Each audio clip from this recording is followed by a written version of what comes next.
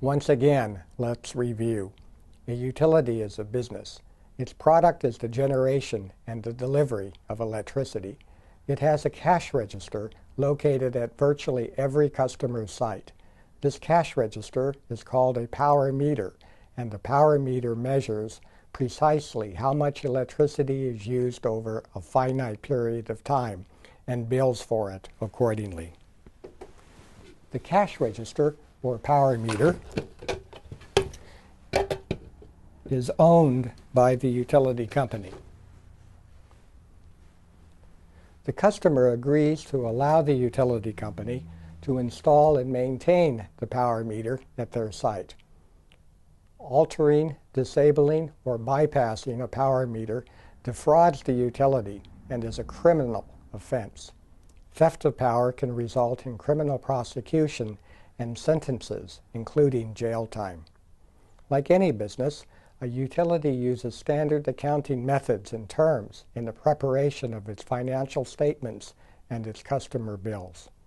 Like any business producing or selling a product, the utility has a cost of goods sold. This means the price it pays per million watts of power generated or acquired from a power wholesaler is referred to as their cost of goods sold. Today's electrical utilities are faced with complex costs of power. These costs can vary by a factor of 100 to 1. These costs are a function of the total power demand on the utility at an instant point in time. At off times, like the early morning hours, the electricity is the least expensive to produce and deliver. At peak times, like hot summer days, when all customers are running maximum air conditioning loads, the power is the most expensive to produce. Utilities and their government regulators strive to be fair with their customers, charging a cost for delivered power representing the utility's actual cost, plus the profit allowed by the regulators. As a result, utilities attempt to limit their peak demand and certainly stay below the critical peak demand, which can lead to brownouts and blackouts. The primary way for them to do this is to charge customers based on peak demand or time of use. Time of use rates or tariffs charge the customer different amounts per unit of electricity, or kWh, used based on the time of day that the power is consumed. It is for this reason that all utility companies are now developing time of use rates for all customer classes, including residential. This requires new meters. And how does this work? A 24-hour day is divided into time of use categories, typically 3, 4 at the most. In this case, electricity is measured not only in terms of how much is used for the entire billing period, but how much is used in each of the TOU, or time of use, categories. Traditionally, a time of use billing system divides a 24-hour day into 96 15-minute time intervals. Why? Because 15 minutes times 96 equals 24 hours. The utility refers to these as TOU billing bends. A modern smart meter is capable of implementing time of use tariffs. This allows the utility to fairly charge the customer based on its actual electricity production or acquisition costs. And it allows the utility to provide a financial incentive to customers to shift their load habits to better balance the demand over a 24-hour period. The utility cannot force load shifts, but it can provide financial incentives to customers that voluntarily do this. There are several different electronic data communication strategies or ways for the utility to get the time of use billing data. One, the modern electronic or smart meter can communicate over the radio frequency-based wide area network every 15 minutes, providing a 15-minute accumulation of kWh used. 2. The meter could communicate over the radio frequency wide area network, say once a day, and dump 96 15-minute time of use bins of detailed time of use data. 3. The meter could communicate over the radio frequency wide area network, say once a month, and dump 2,880 15-minute time of use bins of detailed data based on a 30-day month.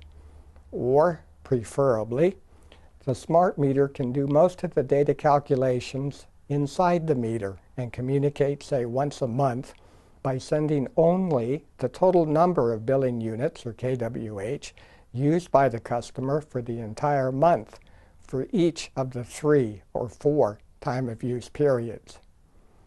In this last instance, the data transmissions between the meter and the utility are reduced by a factor of 960. That is to say, a 960 to 1 advantage. More importantly to many people may be the fact that the customer's energy use profile remains private and at his location. The utility only receives the minimum amount of data to create a fair and accurate bill based on the time of use tariffs. And although a utility may have deployed a large number of smart meters today, communicating frequently, most of these new smart meters can be remotely reprogrammed to operate in a different, more efficient configuration. Thus, a customer can have a choice of how much data he allows to be sent to the utility.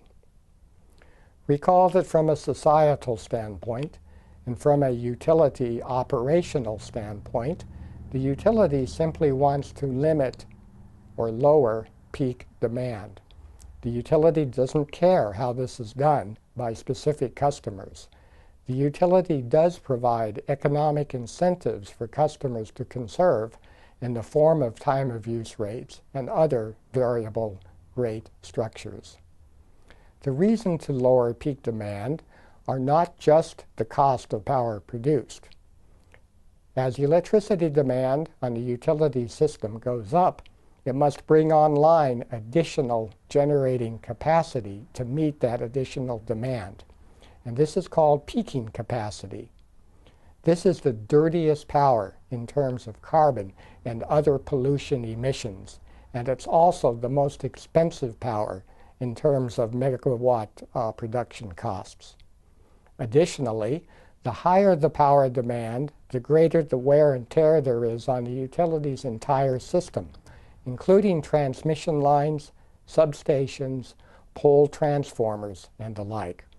This too increases cost based on maintenance, and it can lead to increased power outages.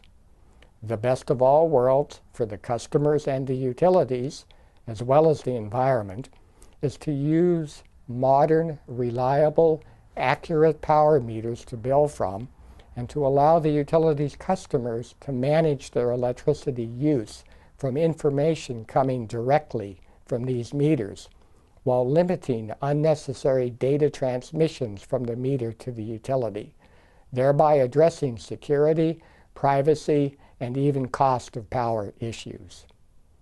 Why do we say cost of power issues? Because if each and every residential power meter sends large amounts of data to the utility each day, that data must be received, managed, analyzed, and archived by a meter data management and a data warehouse operation, which is very expensive and quite power consumptive. Remember that roughly 80% of all utility power customers nationwide are residential customers, yet in total, the residential class of customers uses less than 25% of all electrical power produced and sold in the United States.